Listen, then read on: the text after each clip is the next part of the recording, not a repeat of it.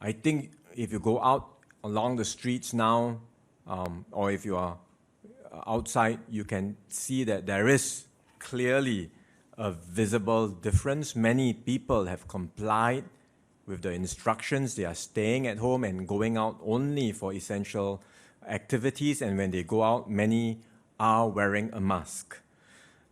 We are going to enforce the rules very strictly because there are still, unfortunately, people who are not following the instructions, and there are still some hotspots in Singapore.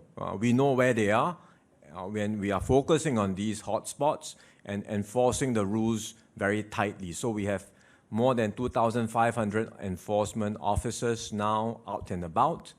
First offense, they will give you a written warning. Second offense, there will be a composition fine. Third offense, you'll be prosecuted, and there may be a jail sentence.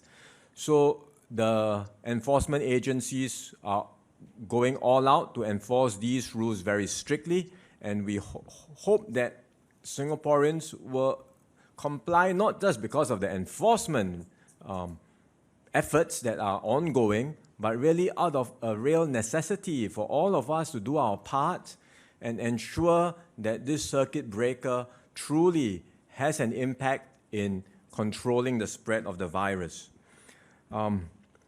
Even as we do all this, we are continuing to review the circuit breaker measures that we had put in place, because there are some places which we had allowed originally under the circuit breaker rules, but we are still seeing people gathering in these places.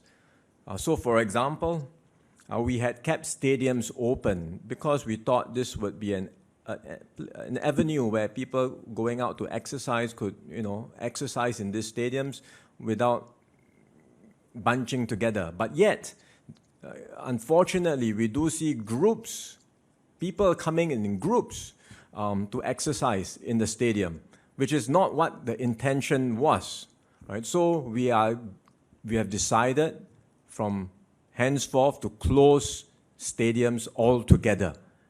Because if there is no compliance, and if these venues continue to be used for congregation of groups, then we cannot allow that to continue. So we are going to close stadiums altogether.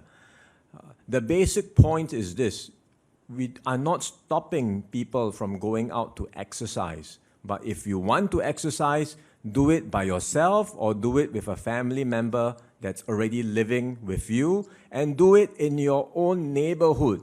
Do not go out to a special place outside, drive, make a special trip just to exercise. Minimize movement, minimize travel. Do what you need to do within your own local neighborhood. Do not exercise in groups, do not jog in groups, do not cycle in groups. Any of that would be any such activities would be an offense. So let's be quite clear once again about what this circuit breaker means. It really requires all of us to minimize movement and stay at home as much as possible, so that we do not become the weakest link that causes another large cluster to emerge. Right? We are already having to deal with a foreign worker dormitory clusters.